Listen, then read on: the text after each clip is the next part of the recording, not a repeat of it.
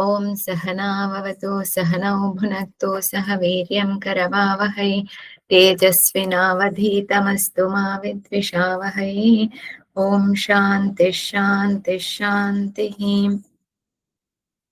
पठामि संस्कृतं नित्यं वदामि संस्कृतं सदा ध्यायामि संस्कृतं सम्यक् वन्दे संस्कृतमातरं वाक्यकारं वररुचिं भाष्यकारं पतञ्जलिं पाणिनिं सूत्रकारं च प्रणतोऽस्मि मुनित्रयम्।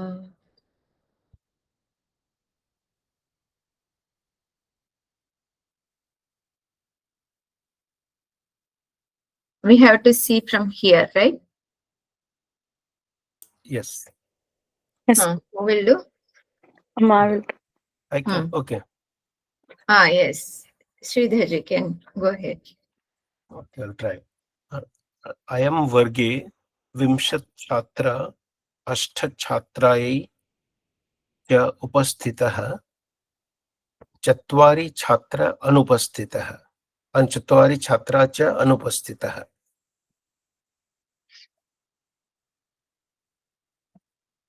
I am Vargiyai. What did I you am say? Vargiyai. I am Vargiyai.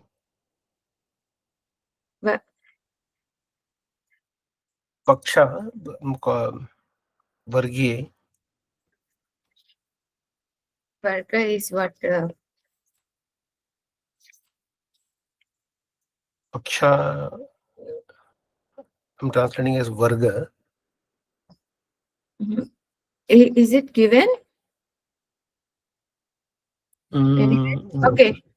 I'm not sure if I'm not sure Varga. If anybody has other, yeah. Shreni.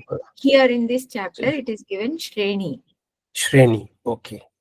Shreni. Shreni. Kaksha. Shreni is there. Sorry, I should have seen in the beginning. It is there. Purnaji, even Kakshayam would have worked. Kakshayam also. We can. Yes, Kakshayam also. Vidyalayam. Yeah.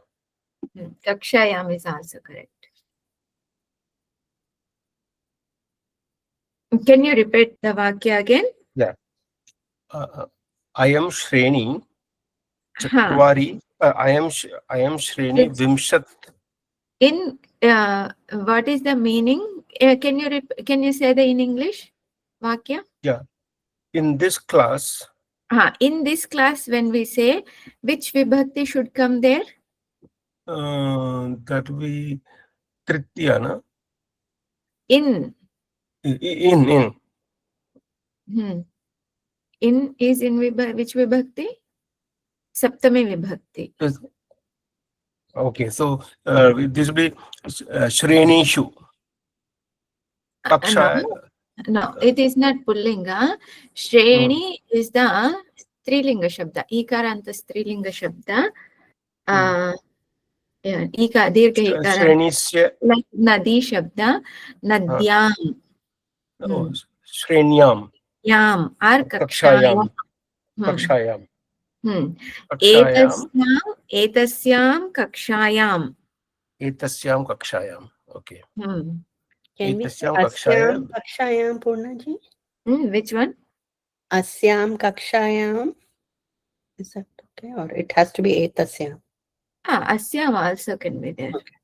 We can But write. Asmin also works.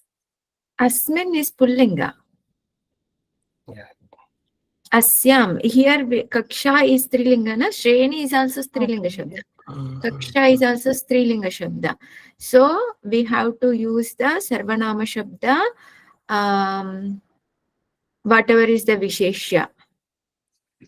Vachana, Vibhakti, Linga, everything should be followed. So Etasyam Kakshayam Vimshat Chhatra Ashta Chhatrai. Not Vimshat, Vimshatihi. Vimshatihi Chhatra Ashta Chhatrai Cha Upasthitah. What is that? Chatraihi. No, what did you say?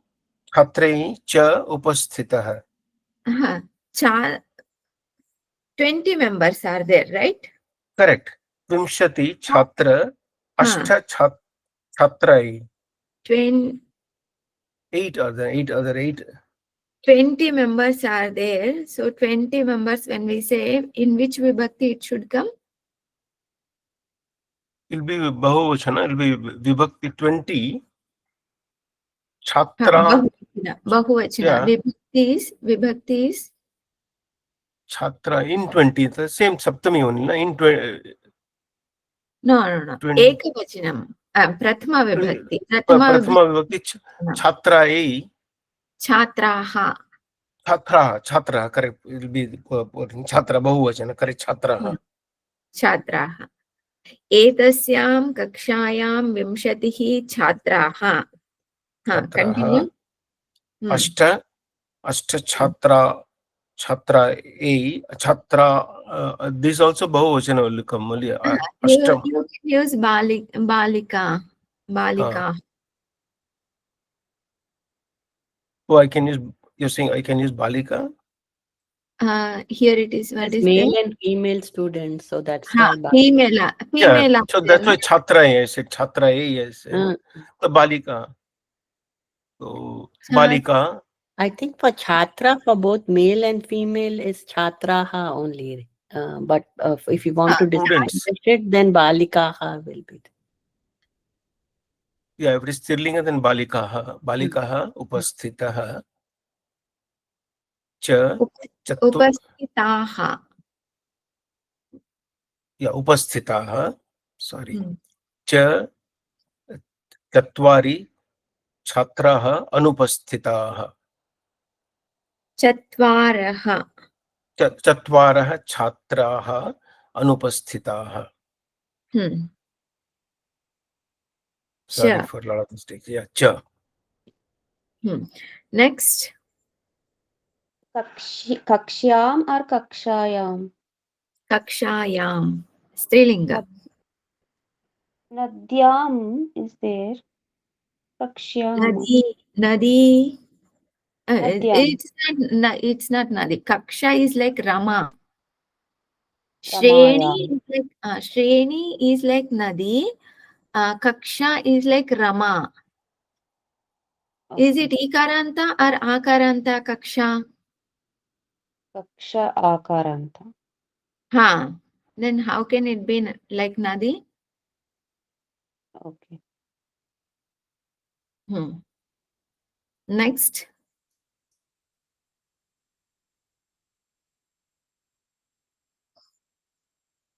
Next Vakya, anybody? Should I try, Purnaji? Yes. Vidyalaye Guravaha Chatran Chatraha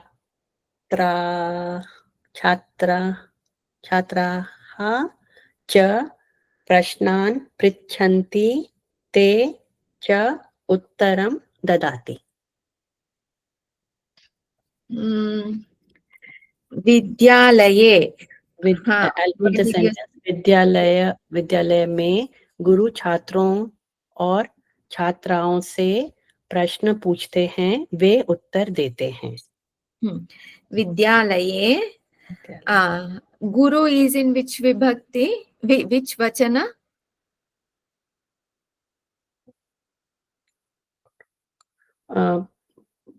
We can use prathama or we can prathama ekavachana or prathama bahuvachana. So I've used Guravaha. Guruhu. Okay, we can use Guru. Because one teacher is asking. Okay. That sanskara. Like, Purnaji, it won't be Vidyalayasya? No. Vidyalay me. So in Vidyalaya. Yeah, in Vidyalaya. Again, Saptami, am I right? Again, Saptami, yes. Okay. Yes, continue. Vidyalaye Guruhu. Vidyalaye Guruhu Chatran Chatraha cha prashnan prichhati te cha uttaram dadati. Uttaram dadati, instead of using the dadhatu, vad dhatu is better. Okay, so then Speaking, na? Answer. Vadanti. Vadanti. Okay. Yes. Next. 10 बजे विद्यालय की पढ़ाई आरंभ होती है। 10 वादने विद्यालये पाठम् आरभ्यते।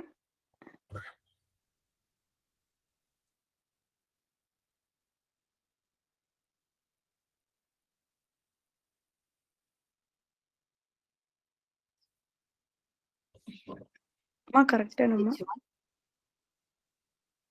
विद्यालय की षष्ठी.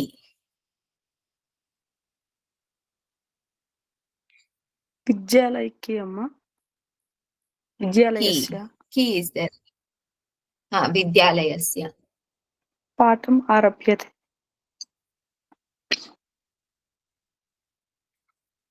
Is it patham or pathanam? Yeah, Patham. not Patham. Patham. Yes. Next. आरभते और आरभ्यते. Puna ji, just clarification. आरभ्यते.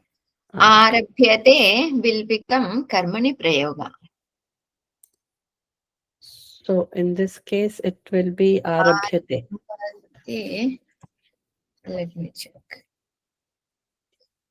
The- I have the-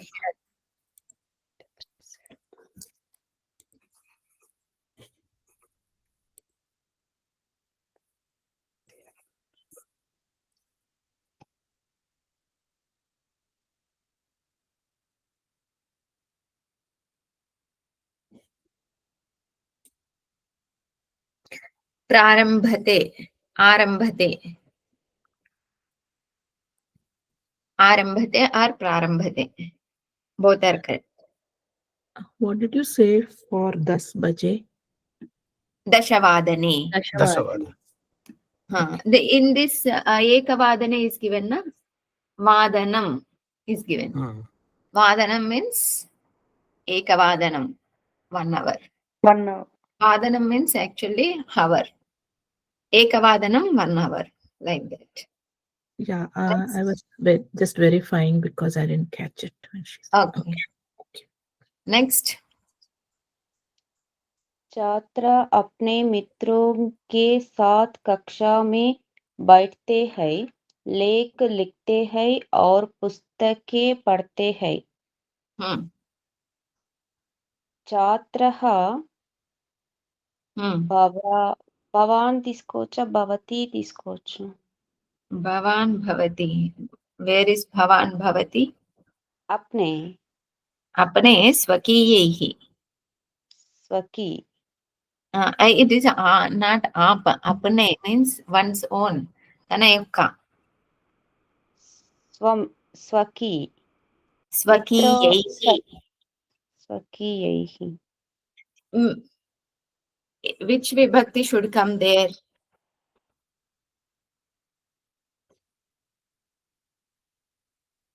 Mitrulatoti. Which vibhakti should come? तृतीय. Tritiya. So mitraihi. Mitraihi, swakiyaihi, mitraihi. Okay. One question there. Can it be swamitraihi as one word? We can use either way. Thank you. Next. स्वकीयैः मित्रैः सप्तश्रेण्याम् उपविशन्ति. It is not Sapta Shreni. Here it is Sat ke Sat Saha. It is Saha. not Sakam, Yeah. like that. Saha. I will tell you the Telugu Vakya. శిష్యుడు తన మిత్రులతోటి కక్షలో కూర్చుంటున్నాడు, లేఖను రాస్తున్నాడు మరియు పుస్తకాలను చదువుతున్నాడు.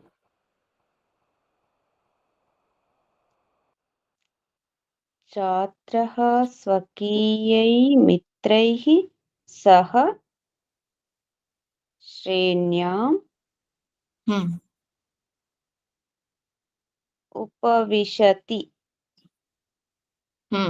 Upavishati is present, means he is present in the class. Here కూర్చుంటున్నాడు, తిష్టంతి. కూర్చుంటున్నాడు కదా ఒక్కడే తిష్టతి తిష్టతి Hmm. తిష్టతి లేఖం లిఖతి Hmm. పుస్తకం పఠతి చ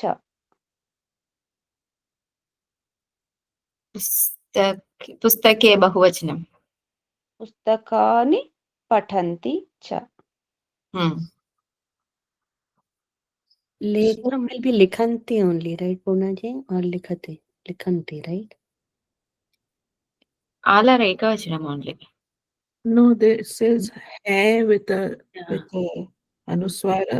It is bahuvachanam. So I think it will be tishtanti, likhanti, and No, there. No, that is because there in Hindi they are taking. It's not Tritiya Vibhakti per se, right? So they are taking it as a group of people doing it. वो लिखते हैं, not that Lekh is more. Lekh is only one. So that means they're a group of chhatra, right? Yeah, but here because we use Tritiya, it becomes single. It's the student along with his friends, he is writing, sitting, writing and studying, right? So the karta is ekavachanam. So then pathanti will also be pathati, no? Yes, pathati only. Okay. She said But pathati only. Pustakani is what Purna ji was talking about. yes, karmani. Pustakani can be there in bahuvachana. Pustakani is not connected with the karta. It is karma, right? Yeah, that's what I'm saying. Yeah. So the verb should Okay. go with karma, right? Not karta. Verb But- should go with karta. This is kartari prayoga. Oh, okay. Chatraha tishtati, likhati, pathati. Right? Yes, Purna ji.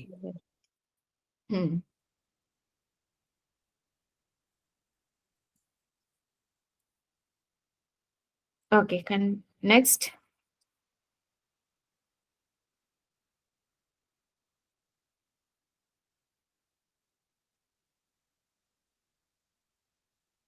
Next, anybody? So I can try. I need help. कुछ छात्र परीक्षा में उत्तीर्ण होते हैं और कुछ अनुत्तीर्ण. So कुछ केचित so काश्चित would it be? काश्चित छात्राः परीक्षायाम् उत्तीर्णं भवति. काश्चित् अनुत्तीर्णं भवति. Is that correct?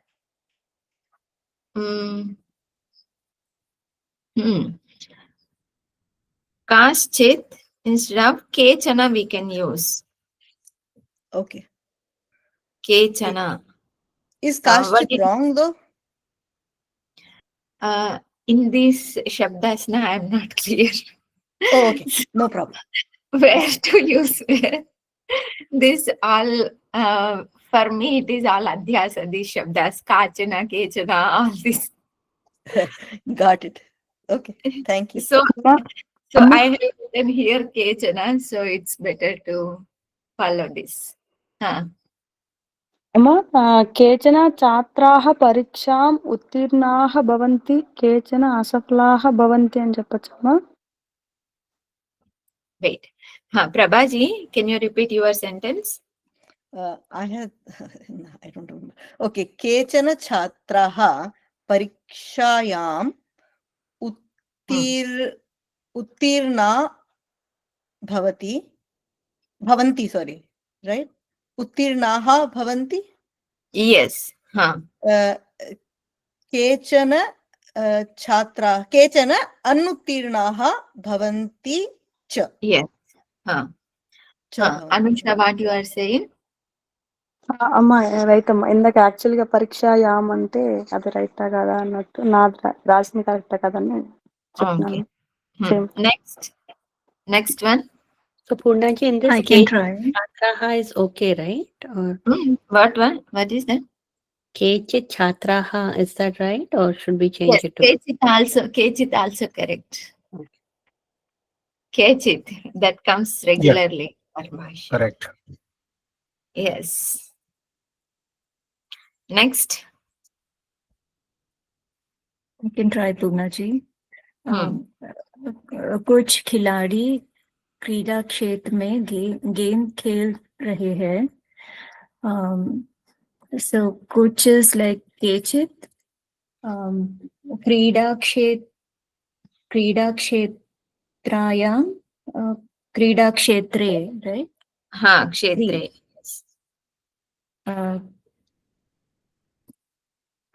Game is कंदुकेन क्रीडन्ति. Yes. Kutra? Not kutra.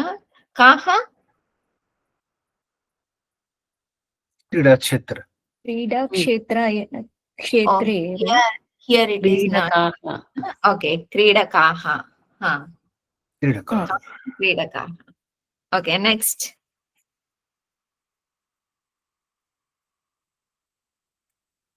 Anybody? Should I try, Purnaji? Yes. Masi patre masi asti. Masi, dirgha. Next. Masi patre masi asti. Next.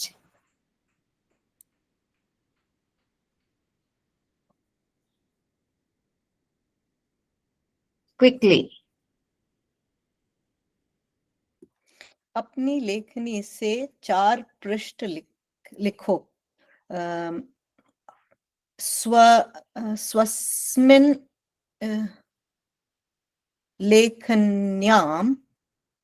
Swasmin is which vibhakti? No idea, sorry. That will be Tritiya Vibhakti. So. That is Tritiya should come. Yes, Tritiya Okay. should come. Okay. Swakiyaya. Swakiya. Swakiya. Okay. Swakiya लेखन्या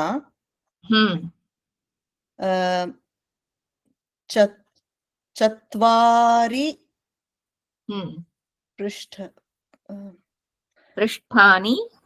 पृष्ठानि लेख. Right. Lot. Next one. अनुशासन का पालन करो. अनुशासनम पालयितुम. Palayatu. Next. Palaya is okay, Purnaji, or Palayatu? Palayatu.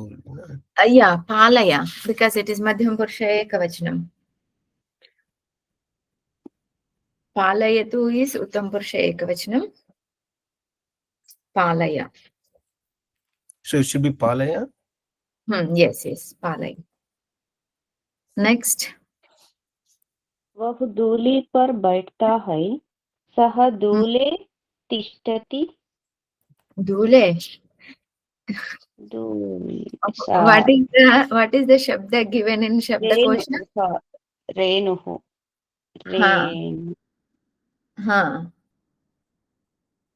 What should come there? Renuhu. Which vibhakti should come there? Saptami. Renu is what kind of shabda? Guru shabda. Ukaranta Guru shabda. What should be the? Renu.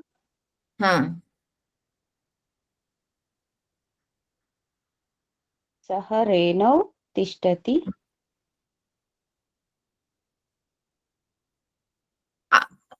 As dhatu we can use. Here they have given. Did they give? Okay, आसति it is not clear, na? They have asked this all these shabdas for as dhatu only. Aste, Atmanepad dhatu. Okay Next, तू बैठता है तुम आसे next, aham ase, ase. aham ase, Next, वह बैठा सह आस्त saha. आस्तम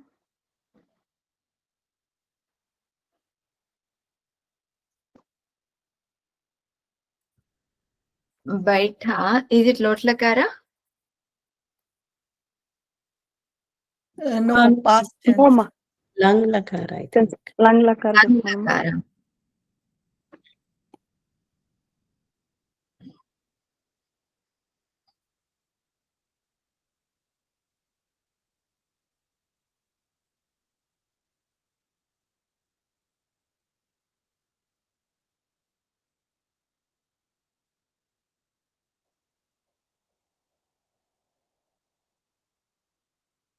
आस्थाः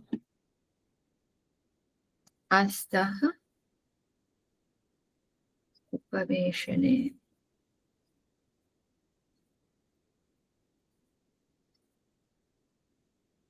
Asthaha.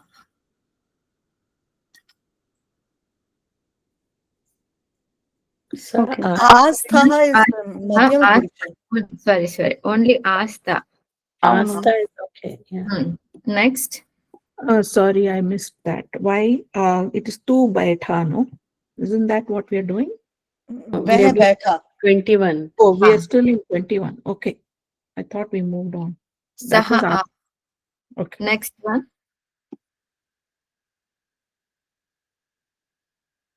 Next Tvam one. asthaha.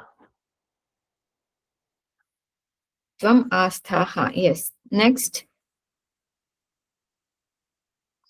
Aham asi. Next.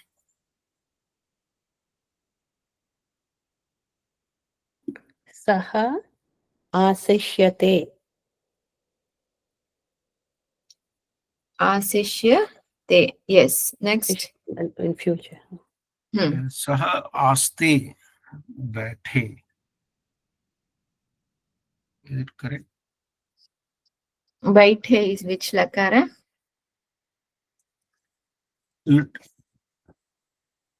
बैठे. Means what? In English? He's sitting. वो बैठे. No, let him sit. He sat. No, let him sit. Let load. This is load. Then load. Lot or vidhilinga. Load लकार. और विधिलिंग also ना. Okay. Astam. Asta. आस्थान. Okay. Astam. Yes. Okay, we finished this chapter. We'll do the next chapter. Vadhu, Chamu, all these shabdas are very new shabdas and it's a little bit difficult.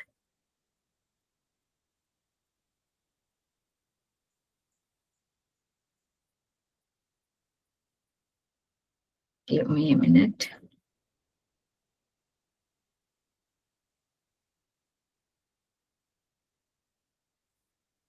Vadhu means daughter-in-law. Chamu is army. That we all knew. Chamu. That comes in Bhagavad Gita. Tanuhu, body. This also we knew. Jambhu. Jambhu is berries. Jambuhu, berry. Shvashruhu, mother-in-law. Vyagraha, tiger. Rikshaha, bear fruit. Shukaraha, pig. Vrikaha, wolf. Shrigal, Shrugalaha, sorry. Shrugalaha, jackal. Shashaha, rabbit. Vanaraha, monkey. Mrigaha, deer. Nakulaha is Nyola. What is Nyola? That snake and that animal fight, no, that one. The mongoose. I knew the who is Mongoose. fighting. I knew the thing. When I search in Google translation, I did not get the English word for that. Nyola only came.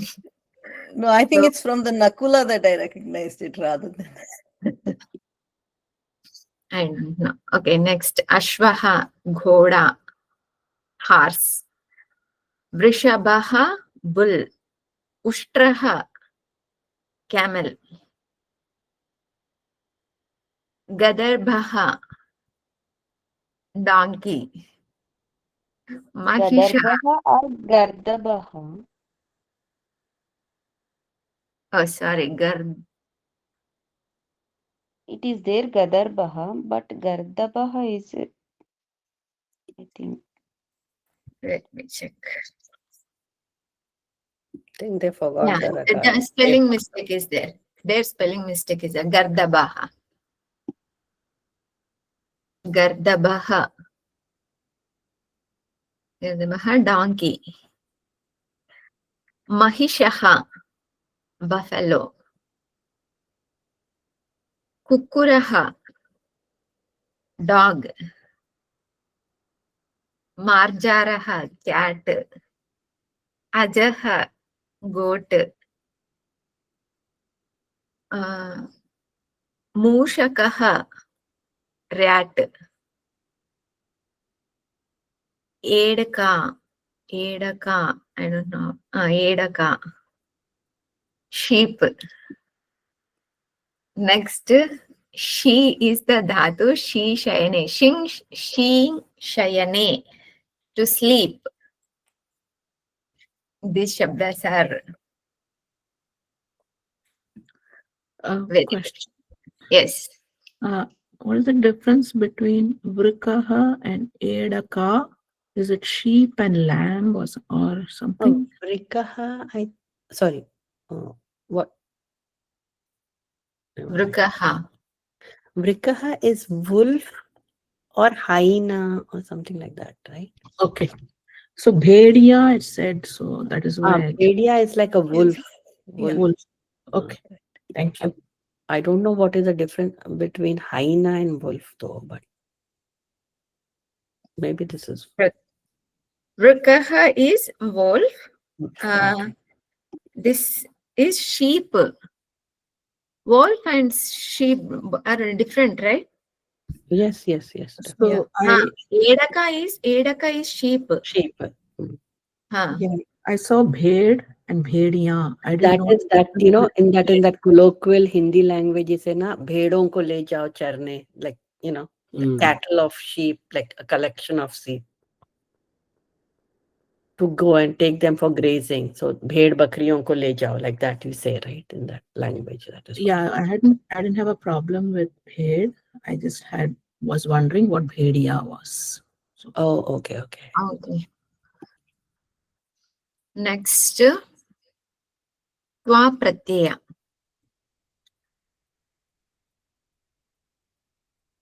Twa Pratyaya. Almost all niyamas we have seen. Only few niyamas we have to see. That first sutra is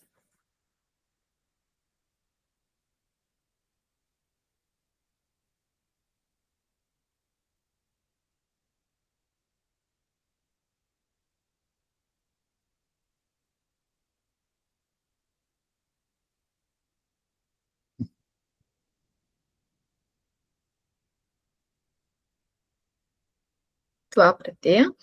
समानकर्तृकयोः पूर्वकाले समानः कर्ता ययोः धातुअर्थयोः तत्र पूर्वकाले धातु अर्थे वर्तमानात् धातोः त्वा प्रत्ययः भवति. Two kriyas are there. In that, one kriya pada is complete verb. Actually, this one kriya pada is not complete verb, incomplete verb, and that is vartamana. Vartamana artha. Then we will use tva pratyaya. Means having done homework, I will go. So that I will go is the complete verb. Having done means once I finish this, then I will go. Like in that sense, tva pratyaya will be used. But samana karta will be there. Not this work will be finished by someone and going by someone. It is not like that. Samana karta means only one person. Two kriyas are there. First kriya, whatever is going to do, that will be in tva pratyaya. So later kriya pada will be complete verb. Example, here only we can take example for this. Ramaha snatva vidyalayam gacchati. Rama, having done the bath, will go to school or goes to school.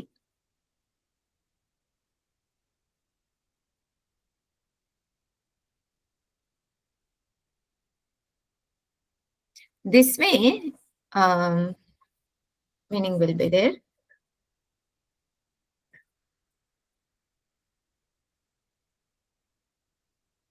In tva pratyaya, only tva will remain.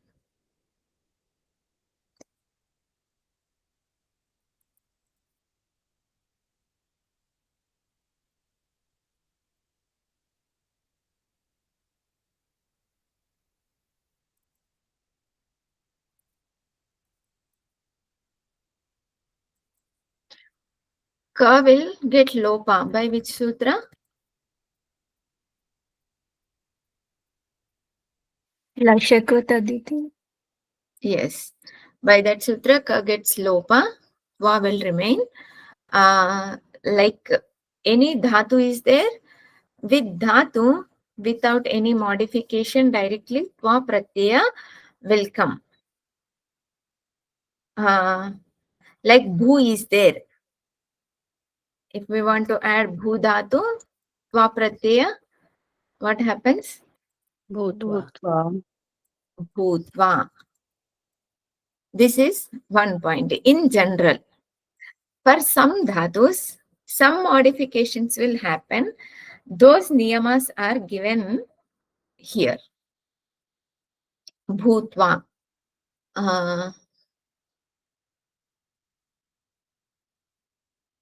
Let us see the niyamas.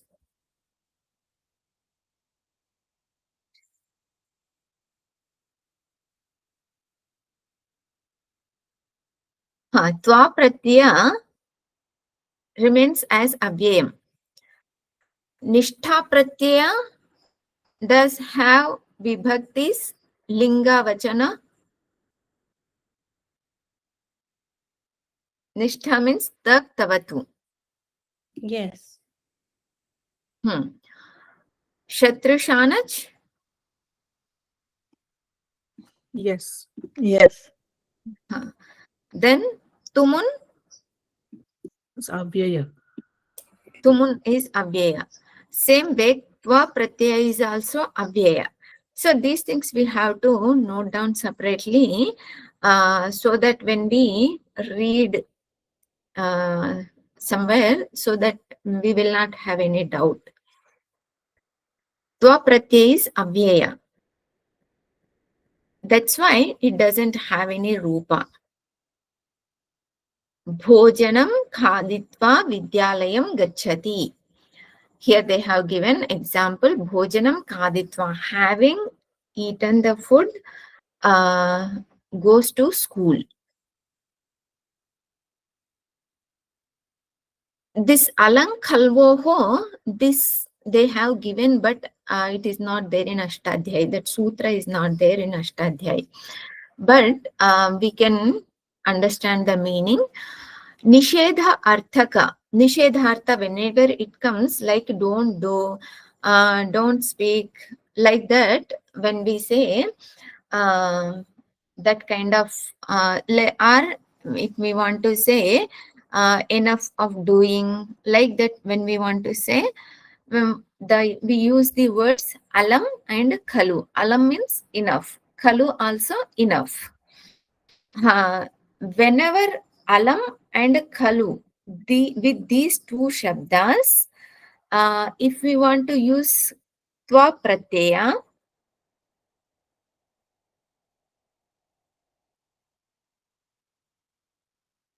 we can use tva pratyaya, alam krutva, krutva khalu. So don't do. For that we can use alam krutva.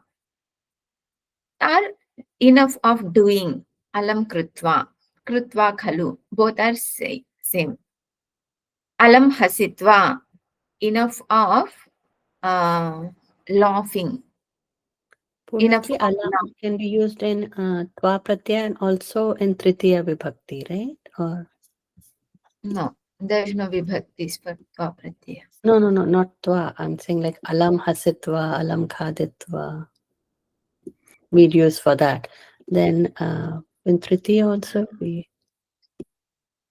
Here, if we are using tva pratyaya, then it is alam khalu only. Okay. Purnaji, Hmm. the number for this sutra seems to be 3, 4, 18, 1, 8. It says Alankhalo. Oh, 3, 4. 18, 1, 8. Alang khalvoho. Okay. I typed anuswara. That's why I did not get it. Alang khalvoho pratishedhayoho pracham tva. Okay. Chandasi bhavalakshana iti sarvam nivrittam. Alam khalu iti etayoho pratishedhavachinoho upapadayoho dhatoho tva pratyeha bhavati. Pracham acharyanam matena. Alam krutva khalu krutva alam bale ruditva ma karshihi. Same meaning. Whenever alam and khalu, if we want to say enough of doing, we can use tva pratyaya.